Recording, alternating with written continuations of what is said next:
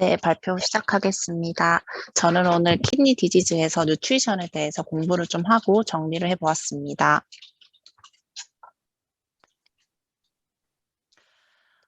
AJKD의 2022년도 코어 커리큘럼에 소개된 뉴트리션인 키드니 디지즈를 중심으로 정리를 했고, 또 2020년도에 업데이트된 KDOK 클리니컬 프랙티스 가이드라인 for Nutrition in CKD를 중점으로 좀 내용을 정리를 했습니다.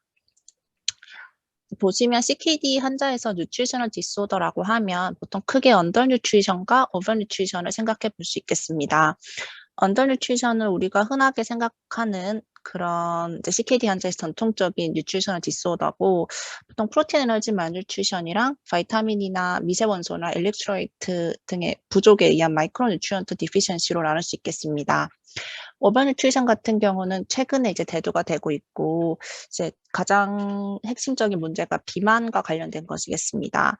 오비시티 자체만으로 카디오베스큘러 리스크가 올라가고, 또 CKD와 AKI의 프로그레션 리스크가 높아진다고 알려져 있기 때문에 오비시티 또한 CKD 환자에서 이제 중점으로 생각해 봐야 할 문제가 되겠습니다. 첫 번째는 이제 환자의 영양 상태에 대한 평가입니다. KDOK 2020년도 가이드라인에 보면 이제 CKD 스테이지 3에서 5 그리고 포스트 트랜스플란테이션 환자에게서는 뉴트리셔널 스크리닝은 최소 2년에 한 번 하라고 오피니언으로 권고를 합니다. 스크리닝 툴에 대해서는 이제 프로틴 에너지 웨이스팅의 리스크를 확인하는 데 있어서 여러 방법들이 제시되고 있는데, 하나의 특정 방법이 더 좋다라는 건 아직까지 근거가 제한적입니다. 어세스먼트 같은 경우는 CKD로 진단이 되면 전문 영양사가 평가를 하고, 단순히 이제 에피타이트에 제한하는 게 아니라 환자가 다이어트리 인테이크를 어떻게 하고 있는지, 바디웨이트나 바디매스 인덱스는 어떤지, 그리고 바이오케미컬 데이터나 안스로포메트릭 메저먼트, 뉴트리션 포커스 피지컬 파인딩, 이 모든 것들을 평가하라고 권고하고, 최소 투석을 시작하고 90일 이내에 하고, 이제 투석 환자에 있어서 이제 매년 평가를 하라고 제시를 하고 있습니다. 그러면 이런 영양 상태를 평가하는 방법은 2012년도에 발표된 것에 따르면 이제 말뉴트리션을 진단하는 데는 아래와 같은 이제 항목들을 만족을 하고 최소 2가지 이상 이 만족을 하면 말뉴트리션으로 진단해 볼 수 있겠다고 제시를 하고 있습니다. 보시면 에너지 인테이크가 불충분하거나 또 체중의 감소가 있거나 또 플루이드 어커뮬레이션이 있거나 이런 것들은 히스토리나 피지컬로 충분히 알 수 있고, 또 머슬과 팻 같은 바디의 이제 컴포지션에 대한 것들도 확인을 하고 환자의 펑셔널 스테이투스가 어떤지 또한 평가를 해야 되겠습니다. 보시면 이거는 Subjective Global Assessment SGA이고 주관적인 영양 상태를 평가할 수 있는 설문지가 되겠습니다. 그리고 이제 핸드그립 스트렝스고 이제 환자의 신체 기능이 어떤지를 이제 평가를 해볼 수 있겠습니다. 그리고 머슬과 팻에 대한 것들을 우리가 간과하기 쉬운데, 실제로는 보시면 머슬 같은 경우는 템포럴리스나 클라비클, 숄더, 스카퓰라 같은 이런 상체 쪽의 머슬을 확인을 하고, 손가락 사이사이나 쿼드리셉 같은 다리 쪽의 근육을 확인을 해서 근손실이 있는지를 확인하는 것이 중요하겠습니다. 지방 같은 경우는 조금 더 쉽게 알 수 있고, 눈밑이나 트리셉이나 바이셉 스캔폴드를 확인을 해서 환자의 지방 상태가 어떤지를 평가하는 것이 중요하겠습니다. 실제로 이러한 머슬과 팻에 대한 평가하는 여러 가지 방법들이 제시되어 왔고, 이제 바이오 일렉트리컬 임피던스, 인바디 같은 것들, 또 BMI나 CT MRI 등을 확인할 수 있고, 최근에 듀얼 에너지 엑스레이 업소시메트리인 덱사가 실제로는 아직까지는 그 볼륨 스테이터스의 영향을 받음에도 불구하고 바디 컴포지션을 측정하는 데 이제 골드 스탠다드라고 KDOK에서는 설명을 하고 있습니다. 다음은 에티올로지입니다. CKD 환자가 뉴트리셔널 디스오더가 생기는 데는 여러 가지 원인들이 있고, 이 표가 제일 핵심을 잘 정리해서 가지고 와봤습니다. 보시면 가장 이제 흔한 게 식사량이 줄어드는 거고, 줄어드는 원인은 이제 식욕이 떨어질 때 가장 흔한 게 유레믹 톡시시티나 인플레메이션이 되겠습니다. 그리고 다이어터리 인테이크를 제한하거나 또 인플레메이션이나 GI 펑션과 관련돼서 그 뉴트리셔널 디스오더가 생길 수 있겠습니다. 메타볼릭 에스토시스 자체만으로도 생길 수 있고, 또 호르몬 자체 이상으로 환자가 언더 뉴트리션 상태가 될 수 있겠습니다. 하나하나 보시면 투석을 하고 투석을 하고 있는 환자에서도 유레믹 아노렉시아가 흔하게 생길 수 있고, 가장 중요한 원인은 이제 투석량이 불충분할 때입니다. 그리고 크로닉 시스테믹한 인플레이메이션이 잘 생길 수 있고, 유레믹 아노렉시아는 조금 거리가 멀지만 투석 환자에서 꽤 많은 비중으로 디프레션이나 이런 기분 장애를 가지고 있고, 이제 이런 것 자체만으로도 아노렉시아가 생길 수 있어서 이런 것들에 대한 평가도 필요하겠습니다. 또 HD 멤브레인을 통해서 단백질이 6에서 8g 정도의 뉴트리언트 로스가 생길 수 있기 때문에 이러한 투석 환자에서 유레믹 아노렉시아가 의심이 되면 제일 먼저 투석량을 확인을 해서 적절한 투석량을 결정을 해줘야 되고, 또 이런 뉴트리언트 소실을 이제 다시 복용할 수 있게끔 충분한 다이어트 뉴트리언트를 할 수 있도록 권장해야겠습니다. 그 외에 이제 시스테믹 인플레이메이션이 투석 환자에서 인터루킨 1이나 인터루킨 6, TNF-알파와 같은 사이토카인이 증가한다고 알려져 있고, 이런 증가한 사이토카인이 프로틴과 에너지 카타볼리즘을 증가시키기 때문에 언저 뉴트리션 상태가 되겠습니다. 또 메타볼릭 에스토시스 자체만으로도 머슬 프로틴의 카타볼리즘을 증가시킬 수 있고, PTH가 올라가거나 테스토스테론이 낮아지거나 또 사이로이드 호르몬의 이상이 생기면 하이퍼메타볼리즘을 부스트시키기 때문에 환자가 쉽게 영양 상태의 불균형이 생길 수 있겠습니다. 또 그 CKD 환자에서는 당뇨를 포함한 여러 가지 질병들을 가지고 있고, 그래서 다이아베틱 가스트로파레시스나 판크레아틱 인서피션시, 박테리아 오버그로 신드롬이나 장에서의 프로틴 업소션에 문제가 생기지는 않는지 실제로 GI 디스터번스에 대한 평가도 필요하겠습니다. 다음은 이제 메디컬 뉴트리언트 테라피입니다. 이러한 앞서 영양 상태를 평가를 하고 실제로 적절한 영양 상태를 공급하는 데 가장 첫 번째 목적은 CKD 환자에서 하이퍼칼레미아나 하이퍼포스파테미아의 리스크를 줄이는 가장 최적의 음식과 마크로 뉴트리언트와 파이버를 적절하게 공급하는 것입니다. 여러 가이드라인에서는 이러한 포타슘이나 포스포러스가 시럼 레벨이 안정적으로 유지가 된다면 특정한 뉴트리언트 리스트릭션은 필요하지 않다고 제시를 하고 있습니다. 따라서 각각 환자에게 맞는 개별적인 접근이 필요하겠습니다. 보시면 얼리 CKD에서 마일드 투 모더레이트 리덕션인 EGFR을 가지고 있는 CKD 스테이지 3 혹은 4 환자에게서는 하이 프루트과 베지터블, 데어리 푸드, 그리고 밑과 폴트리 인테이크를 하는 것에 이제 초점을 맞추라고 제시를 했습니다. 실제로 KDOKI 가이드라인에서도 보시면 CKD 스테이지 1에서 4 환자에게서는 이러한 프루트과 베지터블을 충분히 섭취하는 것이 몸무게랑 블러드 프레셔랑 넥시드 프로덕션을 감소시킬 수 있기 때문에 권장한다라고 2C 정도로 이제 권유를 했습니다. 아래 표는 실제로 이러한 프루트과 베지터블이 CKD 환자에서 이점이 많다라는 연구들이 많았고 2013년도에 발표된 논문 중에 하나인데 CKD 스테이지 4 환자 각각 50명에게 한 군은 소듐 바이카보네이트를 kg당 1ml 이퀄리런트를 1년간 복용을 시켰고 또 다른 군은 프루트과 베지터블을 충분히 복용하도록 이제 실험을 했습니다. 그래서 1년간 복용 후에 환자에게 두 군에서 이제 플라즈마 토탈 CO2와 크레아틴 GFR을 비교를 했고 두 군의 큰 유의미한 차이는 없다는 것이 이제 이 연구에서 확인되었습니다. 따라서 환자에게서 프루트과 베지터블 같은 것들을 충분히 섭취하는 것도 이점이 있다는 것을 알 수 있습니다. 다음은 KDOKI 가이드라인을 보다가 메디테라니안 다이어트에 대한 섹션이 있길래 흥미로워서 가져봤고 투석을 하지 않은 CKD 환자에 있어서 리피드 프로파일을 개선시킬 수 있기 때문에 메디테라니안 다이어트를 권장한다라고 이제 2C 정도로 KDOKI 가이드라인이 있었습니다. 그래서 메디테라니안 다이어트가 뭔지 좀 찾아봤고 보시면 이제 베지터블이나 프루트나 홀그레인이나 올리브 오일, 빈스 같은 것들을 이제 매끼 식사의 근간으로 해서 피쉬랑 시푸드 같은 어패류들을 최소한 일주일에 2번 이상은 먹고 이런 도금류나 계란이나 유제품 같은 경우는 모더레이트 포션으로 먹도록 권장을 합니다.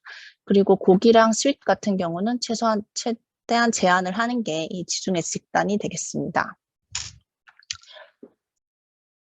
EGFR이 떨어지기 시작하고 이제 하이퍼칼레미아가 생기기 시작하면 첫 번째로는 우선 음식을 제한하기보다는 이러한 하이퍼칼레미아가 생길 수 있는 다른 여러 가지 원인들을 먼저 생각을 해서 BST를 조절을 하고 메타볼릭 에시도시스를 확인하고 메디케이션을 이제 확인해서 최대한 GFR과 하이퍼칼레미아를 교정하는 것이 중요하겠습니다. 이제 그럼에도 불구하고 이제 포타슘이 교정이 되지 않으면 이제 그때 다이어터리 모디피케이션을 하는 것이 중요하겠습니다. 다이어터리 모디피케이션은 예방 목적으로 사용하지는 않고 하이퍼칼레미아가 생겼을 때 이제 치료 목적으로 하는 것을 권장하고 있습니다. 다음은 다이어터리 뉴트리언트 인테이크에 대한 자세한 내용을 정리를 했습니다. 해독기 가이드라인에서 따왔고 첫 번째로 이제 프로틴입니다. CKD 환자에서는 저단백 시기를 권장을 하고 단백질이 낮으면 하이퍼필트레이션이 낮고 유리맥 톡신 낮아지는 이점이 있기 때문에 저단백 시기를 권장을 합니다. 해독기 가이드라인에서는 투석의 유무 그리고 당뇨의 유무에 따라서 이제 그 프로틴을 권장하는 양이 다릅니다. 보시면 투석을 하지 않고 당뇨가 없는 환자는 kg당 0.5에서 0.6g 정도로 권장을 하고 그 당뇨가 있는 환자는 0.6에서 0.8g 정도로 권장을 합니다. 투석을 시작한 환자에게서는 kg당 1에서 1.2g 정도의 단백질을 복용하도록 권장을 하고 있습니다. 다음 이제 에너지 인테이크고 그 CKD 환자에서 kg당 25에서 35kcal 정도의 충분한 열량을 복용하도록 권장을 합니다. 그리고 지방 같은 경우는 그 CKD 환자에서 데피니트한 가이드라인 없는데 일반적으로 그 하트 헬스에 대한 제너럴 가이드라인을 추천합니다. 그래서 보시면 포화지방은 전체 열량의 7% 미만으로 섭취하도록 하고 최대한 포화지방을 올리브오일 같은 불포화지방으로 대체하도록 이제 권장하는 것이 중요하겠습니다. 소듐 같은 경우는 이제 하루에 2.3g, 그러니까 소금으로는 한 5.7g 미만으로 복용하도록 하고 이제 그 소듐을 낮추는 것이 블러드 프레셔를 낮추고 볼륨 컨트롤 할 수 있기 때문에 환자에게 이제 저나트륨 시기를 하도록 권장하는 것이 중요하겠습니다. 이제 마이크로뉴트리언트 같은 경우는 CKD 환자에서 적당한 양을 섭취하도록 이제 권고를 합니다. 그리고 보시면 적당한 양의 비타민 섭취가 어렵다고 판단되는 환자에게서는 이러한 수용성 그 비타민을 포함한 멀티비타민 제제를 처방하는 것을 또 고려가 필요합니다. 그래서 원내에 뭐 레날민이나 네로민 같은 제제들이 있고 셀레늄과 징크 같은 제제는 루틴하게 처방하는 것이 이제 뉴트리셔널이나 인플레메토리 그리고 마이크로뉴트리언트 스테이트를 개선시킨다는 증거는 부족하기 때문에 환자에게 루틴하게 처방을 권고하지는 않습니다. 다음은 이제 뉴트리언트 그 오랄 서플리먼테이션에 대한 내용입니다. 우리가 보시면 그린비아나 뉴케어 같은 여러 종류들이 시중에 나와 있고 이제 보시면 처방을 하는 먹도록 하는 적응증은 어큐트 일니스가 7일 이상 있는 환자에게 있어서 먹는 양이 75% 미만으로 줄어들었을 때 그리고 어큐트 일니스가 있는 환자가 한 달 사이 몸무게가 5% 이상으로 감소를 했을 때 그리고 서브쿠테니어스 팻이나 머슬의 매스가 줄었을 때 크로닉 일네스가 있는 환자가 한 달 사이에 먹는 양이 75% 미만으로 줄어들었을 때나 아니면 몸무게가 한 달 사이 7.5% 이상으로 몸무게가 빠졌을 때 이제 이런 ONS를 권장하는 것을 생각해 볼 수 있겠습니다. ONS를 이제 그 처방할 때 이제 가장 베네핏을 맥시머마이즈 하기 위해서는 이런 것들을 식사 대신으로 먹도록 하는 게 아니라 식사와 식사 사이에 식사 후 1시간 후에 먹도록 하는 것을 권장을 하고 또 환자 개인마다 맛이나 이런 텍스처의 선호도가 다르기 때문에 이제 그런 것들을 맞춰서 처방하는 것이 좋겠습니다. 그리고 생각보다 이러한 ONS가 GI 심틈을 잘 유발할 수 있기 때문에 환자가 먹기 시작하면 뭐 다이아리아나 노지아나 보미팅 이런 것들 없는지 꼭 확인하는 것이 좋겠습니다. 제일 대표적인 걸 그린비아를 찾아봤고 그린비아 홈페이지에서 이런 각 여러 영양소를 배합한 그린비아만 세어봤더니 24가지 정도가 이제 나와 있었고 가장 대표적인 이제 비투석 신장 질환자용이랑 투석 신장 질환자용을 한번 확인해 봤습니다. 보시면 비투석 같은 경우는 탄수화물 58g 정도, 지방 16g, 단백질 8g 정도 있고 투석 신장 질환자용은 단백질만 조금 더 많이 들어서 15g 정도 들어 있습니다. 보통 이제 200ml에 400kcal 정도가 돼서 이제 환자에게 처방할 때 이런 열량들을 계산해서 처방하는 것이 좋겠습니다. 이제 마지막 슬라이드고, 이제 앞서서 환자에게 영양 상태를 평가하고 적절한 영양 공급을 하도록 권장을 하는데, 이제 파르마콜로지컬하게 도움을 줄 수 있는 부분도 있겠습니다. CKD 및 투석 환자에게서 테스토스테론 디피션시가 흔하고, 테스토스테론 감소는 머슬의 감소를 일으킬 수 있기 때문에 이러한 호르몬의 보충도 생각을 해볼 수는 있겠습니다. 식욕 촉진제도 흔하게 처방이 되는데 이제 메게스테로 아스테이트를 포함한 여러 제제들이 있습니다. 다만 투석 환자들에게서 이런 에피커시에 대한 시스테믹한 평가가 이루어진 것은 없는데 이제 필요하다면 적절한 처방을 하는 것이 이제 환자 영양 상태나 예후에 도움이 될 수 있겠습니다. 네, 이상입니다.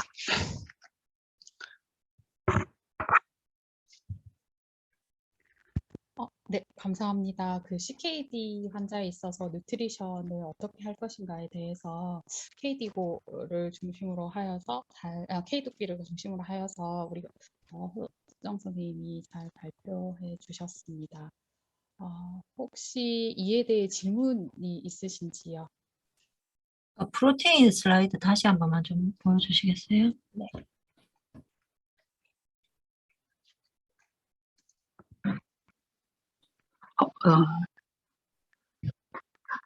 혹시 제 목소리 들리세요? 네, 들립니다, 교수님. 잘 들린다. 혹시 오늘 저희 이제 허수정 선생님이 발표해 준 내용에 대해서 질문 있으신지요?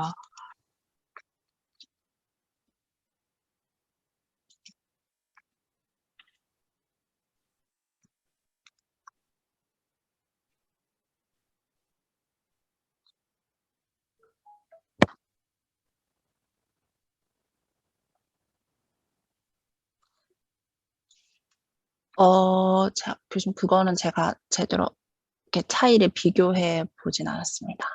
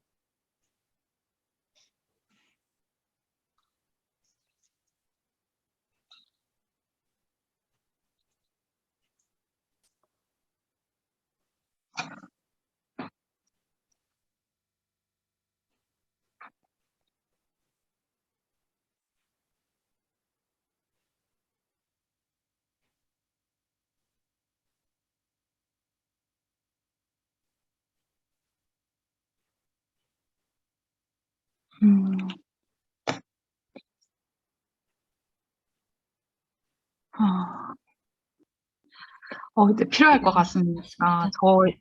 고령 환자들이 늘면서 노인 환자 투석이 늘고 이런 분들 같은 경우는 경구 섭취량이 이렇게 썩 좋은 편이 아니다 보니까 투석하는 시작하고 나서 하이포칼레미아가 생각보다 많이 동반되어 있는 경우가 많아가지고 이런 경우에 그냥 이렇게 영양사 교육 따로 하고 이렇게 하게 되면 이제 환자는 저칼륨 혈증 상태인데 이제 고칼륨 시기에 대해서 아주 스트릭트하게 교육을 받고 오다 보니까 이게 딱 현실적인 개인의 그런 상황과 좀 맞지 않은 교육이 이루어지는 경우가 종종 있는 것 같기는 하거든요. 저도 네.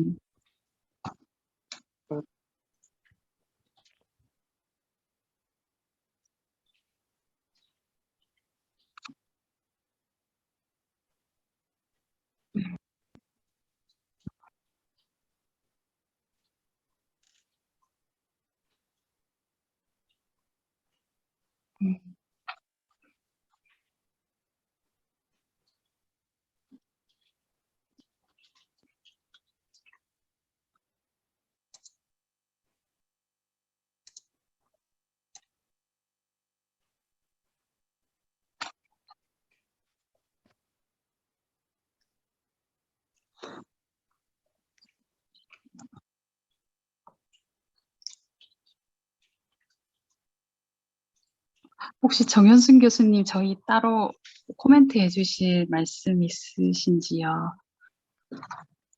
저는 하이퍼칼레미아에 대해서 한번 코멘트 하겠습니다. 저는 솔직히 그 칼리메이트 같은 거 굉장히 안 씁니다. 쓰는 환자들이 한 5% 미만? 정말로 별로 안 쓰는데, 그냥 이제 제가 이제 신장내과 한 20년 하면서 생긴 노하우는 이 환자들한테 너무 타이트하게 해서는 안 되겠다는 게, 어, 포타슘 6.0에는 저는 솔직히 6.0까지는 환자한테 그대로 그냥 하라고 합니다. 평소대로. 그 다음에 이제 6.0에서 6.5까지는 이제 약을 처방을 하기 시작을 하고요. 그 다음에 이제 환자가 그 약을 별로 안 먹고 싶어 하면, 트라이얼 기간을 합니다. 그 저칼륨 식사로 인해서 그 트라이얼 기간을 해보고, 그래도 6점대가 넘는다 이러면 그 약을 쓰기 시작합니다. 그래서 보통 저는 칼리메이트 같은 것을 처방하는 환자들이 어 아예 뭐 투팩 TID를 먹어야 되거나 아니면 정말 소량을 뭐 예방적으로 뭐 먹는 그런 환자들 말고는 조금 없는데 어 원인 신질환이 DM이 있는 경우는 환자들한테 조금 더 처방을 하는 편이고 교육을 같이 하는 편이고 특히 이제 제가 보는 ADPKD와 같은 경우는 환자들에게 거의 스테이지 4 정도까지의 저칼륨 식사에 대해서 티칭을 별로 안 합니다. 실제로 그 PKD 자체가 튜블로패시, 튜블에 생기는 병이기 때문에 이 하이퍼칼레미아가 잘 안 생기거든요. 근데 이제 환자들이 무슨 뭐 다른 자기들의 커뮤니티나 이런 거, 또 뭐 유튜브 이런 거 보고 무조건 하이포칼레믹 다이어트를 해가지고 오는 경우가 많습니다. 그래서 이제 그런 거에 대해서는 조금 저는 프리한 것 같고, 아직까지는 뭐 별 문제 없었고, 그 다음에 이제 두 번째는 그 하이퍼칼레미아가 조금씩 있다 하면 엑시도시스를 굉장히 타이트하게 치료를 합니다. 소듐 바이카보네이트를 용량을 환자가 생각보다는 부종이 잘 안 생기거든요. DM 아니면 정말. 예. 그래서 제가 지금 말씀드리는 거는 넌 DM 그 CKD를 주로 위주로 말씀드리는데 그래서 소듐 바이카보네이트로 정말 적극적으로 치료하면 아주 뭐 문제시되는 하이퍼칼레미아는 조금 제 경험상으로는 특별히 없었던 것 같습니다. 그다음에 아까 제가 보여달라고 했던 슬라이드 항상 환자들한테 저 단백 시기를 교육할 때마다 제가 느끼는 거는 이렇게 많이 먹어도 돼. 이 생각을 진짜 많이 하거든요. 예를 들어서 지금 여기 CKD3에서 5에 제일 처음 보면 kg당 0.6g이 저 프로테인 식사잖아요. 그러면 60kg 환자한테 하루에 36g의 단백질을 공급해도 된다는 거거든요. 고기 200g은 아시다시피 고기 2인분이잖아요. 네.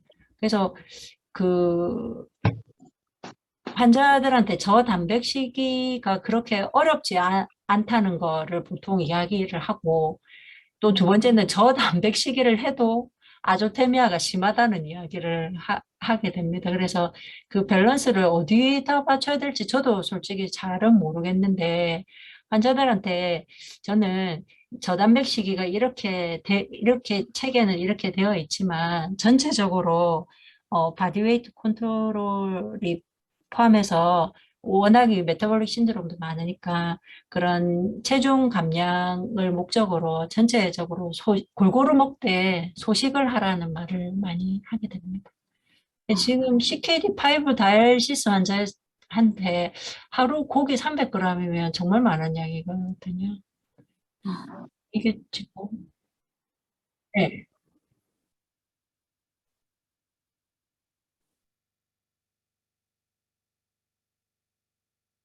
그러니까 제가 볼 때는 양이 많다고 생각이 들거든요. 제가 하루 종일 먹는 양으로 비교를 해보면. 네.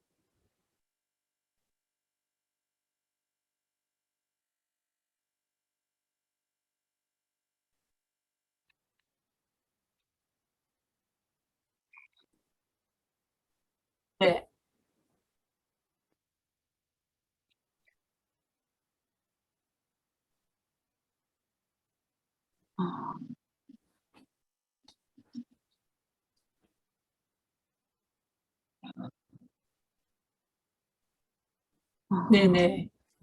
아, 이 공유가 생각보다 또 많네. 100g당 평균 10이니까.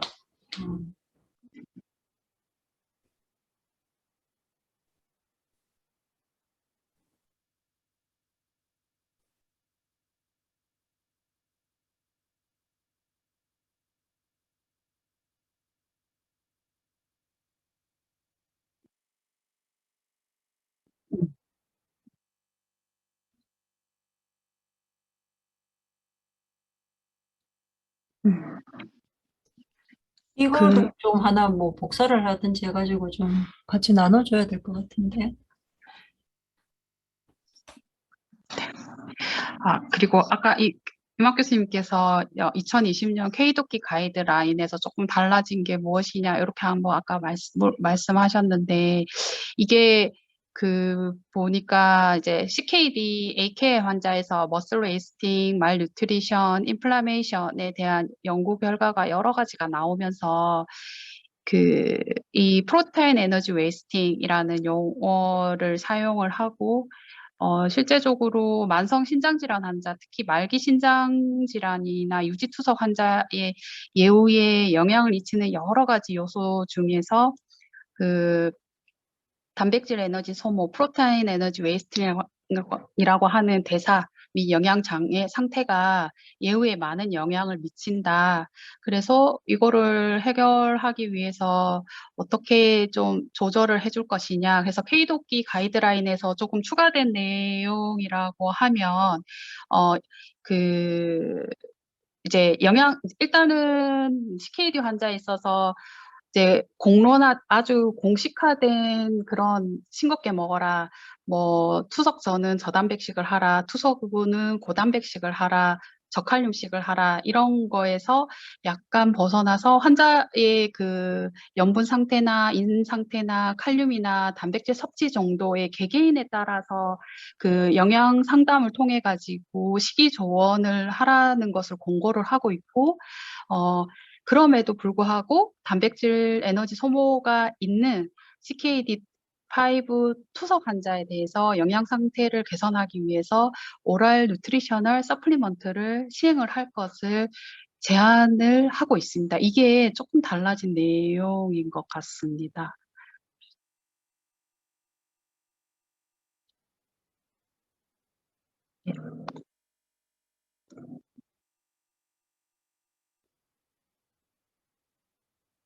다른 코멘트 없으시면 오늘 분과 초덕은 여기서 마치도록 하겠습니다. 다음 주에 또 뵙도록 하겠습니다. 다음 주는 신장 학회가 KSN이 열리는 주라서 저희 분과 초독은 없습니다. 다음 주에는 학회장에서 뵙도록 하겠습니다. 수고하셨습니다. 알겠습니다. 감사합니다.